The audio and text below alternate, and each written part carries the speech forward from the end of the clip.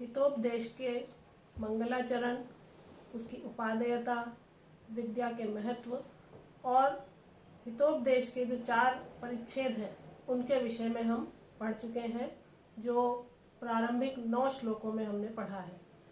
आज इसका कथामुख हम प्रारंभ कर रहे हैं। जैसा पहले बताया था कि इस हितोपदेश जो कथा साहित्य के अंतर्गत आता है, इसमें गद्य भी होता है और पद्य भी होता है।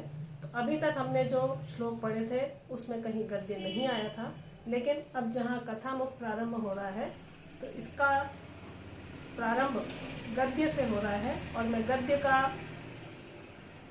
को पढ़ रही हूँ और उसका आपको अर्थ बताऊंगी और फिर हम उसके बाद जैसे क्रम से आते जाएंगे वैसे वैसे हम श्लोक पढ़ते जाएंगे। तो कथामुख प्रारंभ हो रहा है। अस्ति भागीरथ तीरे पाटलिपुत्र नामधेयम नगरम। तो भागीरथी गंगा नदी के तट पर पाटलिपुत्र नाम का एक नगर है। तत्र सर्वस्वामी गुणोपेतः सुदर्शनो नाम नरपति आसीत।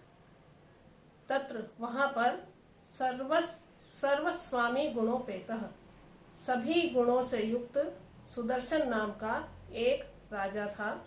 स भूपति वह राजा एकदा एक बार केनापि पठ्यमानम केनापि किसी के द्वारा पढ़े जाते हुए श्लोकद्वयम शुश्राव 2 श्लोकों को उसने सुना। तो यहाँ प्रारंभ में ये बताया गया है कि गंगा नदी के तट पर एक राजा था और उसका नाम था सुदर्शन, और जो सभी गुणों से युक्त था। उसने एक बार कहीं से किसी की आवाज में 2 श्लोकों को सुना, और वो श्लोक कौन सा है? वो 10वां श्लोक है। अनेक संशयोच्छेदी परोक्षार्थस्य दर्शकम सर्वस्य लोचनम शास्त्रम यस्य नास्तन्य स एव सः। इसका अन्वय सर्वस्य अनेक संशयोच्छेदी परोक्षार्थस्य दर्शकम शास्त्रम दिव्यम लोचनम भवति यस्य नास्ति स अंध एव। सर्वस्य सभी का, सभी मनुष्यों का, संशयोच्छेदी संशय को दूर करने वाला, परोक्षार्थस्य नेत्रों से दूर होने वाला, दर्शकम जो दर्शक है, जो ज्ञान है उसको उत्पन्न करने वाला, शास्त्रम शास्त्र रूपी दिव्य लोचनम भवति दिव्य नेत्र होता है। यस्य तद नास्ति जिसके पास वह नहीं है, सह अंध एव वह अंधे के समान है, चक्षु विहीन के समान है। तो उसने, सुदर्शन ने जो 2 श्लोक सुने उसमें प्रथम श्लोक जो है उसका आशय यह है कि सभी मनुष्यों के अनेक प्रकार के संशयों को नष्ट करने वाला और परोक्ष रूप से होने वाली बातों को दिखाने वाला एक दिव्य नेत्र होता है, और वो क्या है? शास्त्र रूपी, ज्ञान या विद्या रूपी एक नेत्र होता है।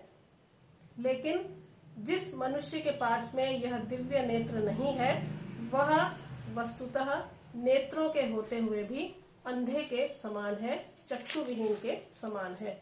तो जिन 2 श्लोकों में बात बताई गई है, वो पहली बात तो ये है कि शास्त्र ज्ञान जो है उसे दिव्य नेत्र बताया गया है, और जिसके पास वह है वह व्यक्ति या वह मनुष्य श्रेष्ठ होता है। तो श्लोक से ये सुनने से ये प्रेरणा भी मिलती है कि मनुष्य को ज्ञान प्राप्त करना चाहिए और शास्त्रों का अध्ययन करना चाहिए, क्योंकि जो व्यक्ति शास्त्र ज्ञान से रहित होता है वो अंधे के समान होता है। अब यहाँ व्याकरण है अनेके, न एके अनेके। नए समास है। परोक्षम अक्षणा परम, आंखों से परे होने वाला, ये परोक्षम शब्द का हमने समास समझा है। इसके बाद जो सुदर्शन ने दूसरा श्लोक सुना था वो यहाँ पर 11वें श्लोक में है। यौवनम धन संपत्ति प्रभुत्वम अविवेकिता एकेकम अपि अनर्थाय किमु यत्र चतुष्टयम। अन्वय है इसका। यौवनम धन संपत्ति प्रभुत्वम अविवेकिता एकेकम अपि अनर्थाय भवति यत्र चतुष्टय तत्र किमुः। 4 बातें यहाँ पर बताई गई हैं। सबसे पहली है यौवनम, युवावस्था, धन संपत्ति, धन वैभव, प्रभुत्वम, आधिपत्य, अविवेकिता, ज्ञान से शून्यता। ये 4 बातें हैं कि यौवन होना, धन संपत्ति होना, आधिपत्य होना और ज्ञान शून्यता होना, ये क्या है? एकेकम अपि, ये एक एक भी अनर्थाय भवति, अनर्थ का कारण होती है। यत्र चतुष्टय, और जहां पर ये चतुष्टय, ये चारों एक साथ एकत्रित हैं, तत्र किमुः, वहां तो कहना ही क्या। तो संसार में अनर्थों के जो कारण हैं वो ये 4 कारण मुख्य रूप से बताए गए हैं कि एक तो यौवन, धन संपत्ति, प्रभुत्वम और अविवेकिता, ये चारों जो हैं ये अनर्थों की एक प्रकार से श्रृंखला बताई गई है। तो यदि एक भी होता है और व्यक्ति उसके बहकावे में आकर दूसरे रास्ते पर चला जाता है तो उसे सही रास्ते पर लाना बहुत कठिन होता है। लेकिन जहां पर ये चारों एक साथ हो किसी व्यक्ति में तो फिर उसका अनर्थ होना निश्चित है। ये जब राजा सुदर्शन ने ये श्लोक सुना तो उसे अपने पुत्रों के बारे में चिंता हुई, क्योंकि उसके जो पुत्र हैं उनमें भी ये चारों बातें उपस्थित हैं। इसलिए इन 2 श्लोकों को कहीं दूर से उसने सुना और जब ये श्लोक सुने तो उसे अपने पुत्रों के विषय में बहुत अधिक चिंता हुई, क्योंकि वो राजा सभी गुणों से पूर्ण था लेकिन उसके पुत्र उसके विपरीत थे। और क्योंकि वो युवा भी थे, युवा नहीं थे तो बालक थे, राजकुमार थे, धन संपत्ति थी, आधिपत्य था, लेकिन अविवेकिता थी, ज्ञान से शून्य थे।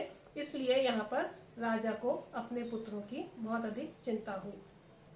इसमें व्याकरण है यौवनम, युवन में अण प्रत्यय लगाकर यौवनम शब्द बना है। धन संपत्ति ही, धनानि एव संपत्ति ही। प्रभुत्वम, प्रभोः भावः इति प्रभुत्वम, जिसे आधिपत्य कहा जाता है। तो ये 4 बातें जब उसने सुनी और उससे पहले शास्त्र ज्ञान के विषय में सुना तो उसे अपने पुत्रों की बहुत अधिक चिंता हुई। इसके बाद कुछ गद्य भाग है। इति आकर्ण्य आत्मनः पुत्राणाम अनधिगत शास्त्राणाम नित्यम उन्मार्गगामिनाम शास्त्रान अनुष्ठान इनो उद्विग्न मनाः स राजा चिंतयामास। तो इस प्रकार इन दोनों श्लोकों को सुनकर विद्या का अध्ययन या शास्त्र अध्ययन ज्ञान नहीं करने वाले और उन मार्गगामिनाम, कुत्सित मार्ग पर चलने वाले अपने राजकुमारों के जो शास्त्र विरुद्ध उनका आचरण है उसे सुनकर राजा चिंतयामास, राजा सुदर्शन चिंता करने लगे। इसके बाद 12वां श्लोक है। को अर्थ पुत्रेण जातेन यो न विद्वान न धार्मिकः काणेन चक्षुषा किं वा चक्षुः पीड़ेव केवलम। राजा ने जब चिंता की उसके बाद में पुत्रों के विषय में यहाँ पर बताया गया है कि यह न विद्वान, जो न तो विद्वान है, न धार्मिकः और न ही धार्मिक कार्यों में लीन है या धर्म का आचरण करने वाला है। तेन जातेन, ऐसे जातेन, ऐसे उत्पन्न होने वाले पुत्रेण कह अर्थ, पुत्र से क्या लाभ है, कह अर्थ क्या लाभ है या क्या प्रयोजन है। यथा, जैसे काणेन चक्षुषा, आंख से काना, किम वा भवति, क्या होता है। यदि कोई आंख से काना है तो उससे क्या लाभ है।